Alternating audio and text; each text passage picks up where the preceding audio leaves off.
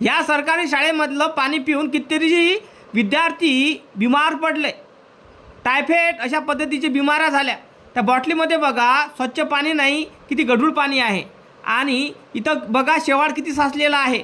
नळाची तोटी बघा कशी आहे। आणि टाकी दाखवतो तुम्हाला पाण्याची। हे बघा विद्यार्थी हे पाणी पित होते आणि किती बघा किती शेवाळ आहे ह्या पाण्यामध्ये।